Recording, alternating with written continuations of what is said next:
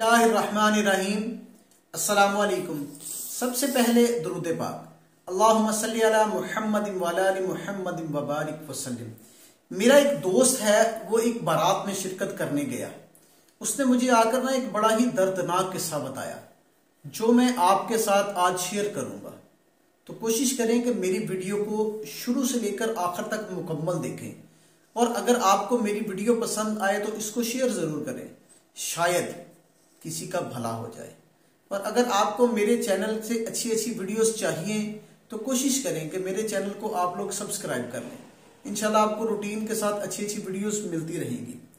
मेरा दोस्त कहता है, मैं अपने मोहल्ले की एक साहब जिनसे मेरा बरसों का ताल्लुक था, कारोबारी ताल्लुक था, मैं उनके बेटे की शादी में शरीक हुआ। बारात एक गरीब सी कॉलोनी में गई, उनके छोटा सा इलाका था जहां पर बारात गई।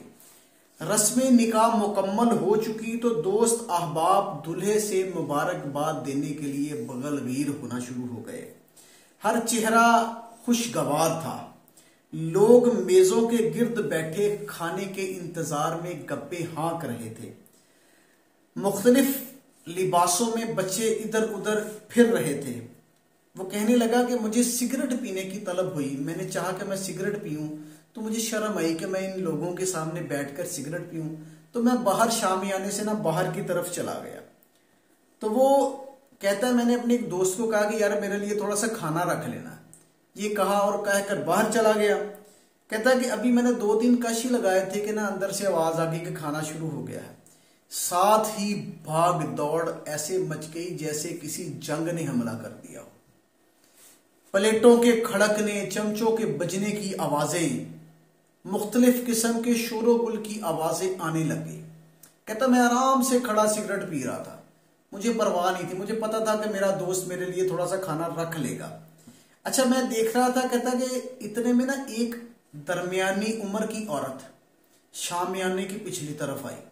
आकर ना उसने चक्कर लगाना शुरू कर दिया और मुंह ही मुंह में कुछ पड़ रही थी और वक्फे वक्फे से शामियाने की तरफ मुंह करके ना फूंके मार रही थी। तो वो कहता है मेरे लिए हैरानी का बायस बन गया। मैं देखने लग गया कि ये वजह क्या है। जब इसका तीसरा और चौथा चक्कर शुरू हुआ ना तो मारे तजस्सुस मैं पूछ ही बैठा कि आखिर आप कौन हैं। तो वो पहले तो औरत घबरा गई, परेशान हो गई कि मैंने गैर मुतवक्के सवाल कर दिया, मैं कौन हूं। फिर वो हिम्मत करके कहने लगी कि मैं दुल्हन की मां हूं, मैं दुल्हन की मां हूं, गरीब और बेवा औरत हूं, कर्ज लेकर बेटी की शादी कर रही हूं, पीर साहब का बताया हुआ अमल कर रही हूं कि खाना ना थुड़ जाए। कहता मैं परेशान हो गया उसके सवाल को सुनकर, जवाब को सुनकर। मैं उसको हैरानगी से देखने लगा कि ये औरत क्या कह रही है। वो कहने लगी, बेटा इज्जत का सवाल है, हमारी इज्जत इसी में है कि हमारा खाना ना थुड़ जाए। ये कहकर इसने अपना अमल मुकम्मल किया, शामियानों की तरफ मुंह करके फूंका और गायब हो गई।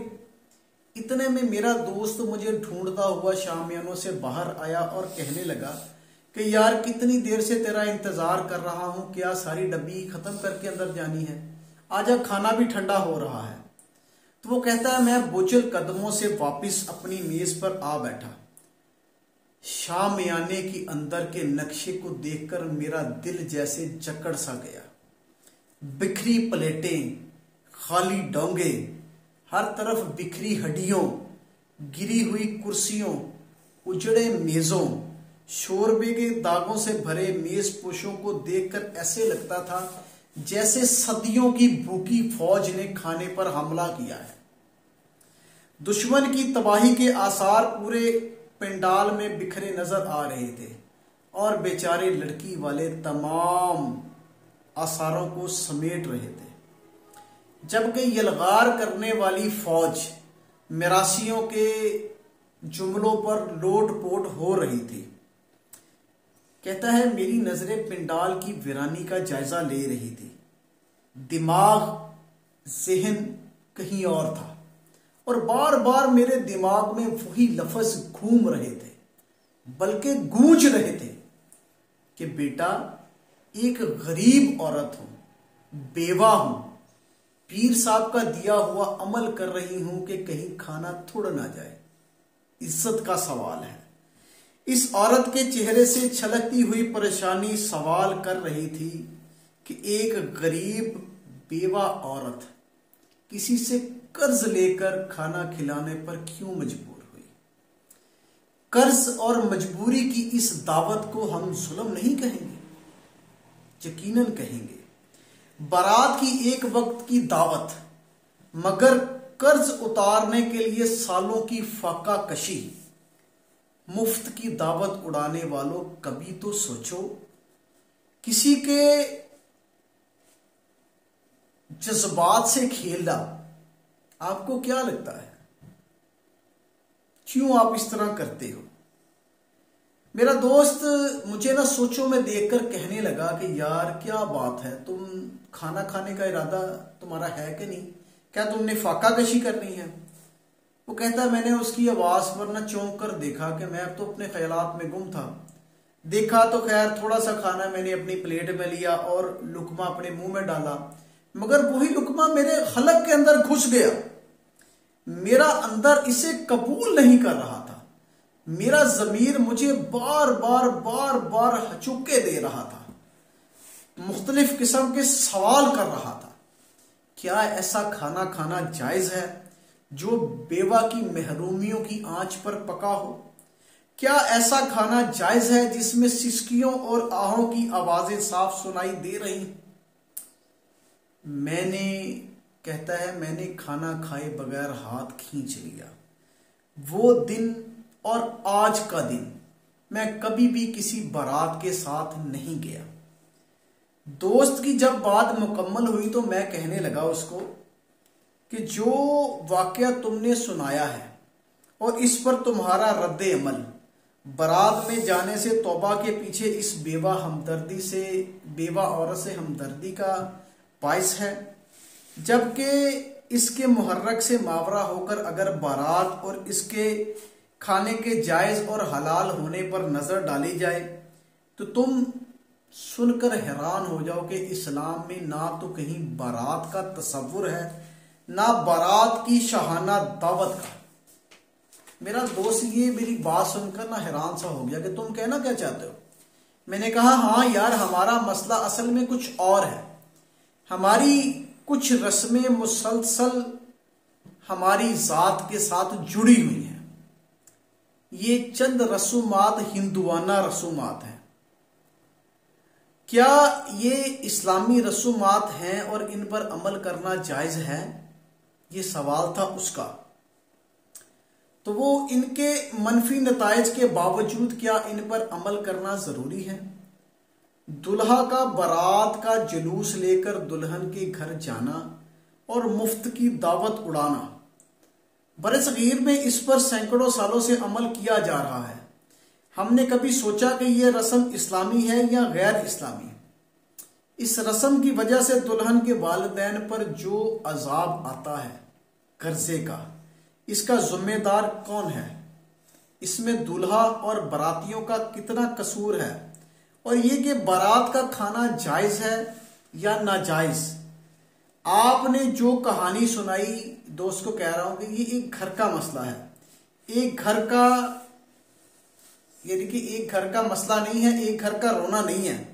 हमारे अक्सर घरों का मसला है सिर्फ 2-4% खुशहाल तबके को छोड़कर बाकी सब के लिए ये रस्म बलाए जान बन जाती है। चंद लोग ऐसे हैं जो बारात को कहते हैं वेलकम, आपने 100 बंदा लेके आना, 200 लेके आए, 200 लेके आना, 400 लेके आए, मगर उनको छोड़कर बाकी लोगों के लिए ये रस्म बलाए जान बन जाती है। इस महंगाई के दौर में जबकि अपने कुंबे और अपने बीवी बच्चों की परवरिश करना मुश्किल हो रहा है, 100-200 ऐसे मुफ्तखोरों की शिकम परवरी का सामान करना कोई आसान काम नहीं, जो कमाद के खेत में घुसे, लफ्ज आता है कि बोलने को दिल नहीं करता, कमाद के खेत में एक जानवर घुसता है उसकी तरह खाते कम हैं और उजाड़ते ज्यादा हैं। गरीब तबका तो एक तरफ, मुतवस्सत तबके की तरह, इनके गरीब तबका तो एक तरफ रहा, मुतवस्सत तबके को भी उधार लेकर, कर्ज लेकर ये शादी का काम करना पड़ता है। फिर सालों तक बेचारों को उधार चुकाना पड़ता है, अपने पेट को काट कर और अपने बच्चों के मुंह से निवाला छीन कर। कोशिश करें जब किसी की शादी में जाएं या किसी गरीब के घर जाएं, उसकी बेटी की शादी को अगर आप लोग सहारा दे सकते हैं वो तो बहुत ही अच्छी बात है, मगर कोशिश करें किसी गरीब की बेटी के घर जाएं तो खाना मत खाएं। कोशिश करें उनके लिए उस बोझ को आसान करने की, ना कि उन पर बोझ बनने की। इंशाल्लाह ताला इस बारात का दूसरा पहलू इंशाल्लाह कोशिश करके आपके सामने कल की वीडियो में लेके आएंगे कि बारात अरब रवायात में जायज थी कि नहीं। अल्लाह हाफिज।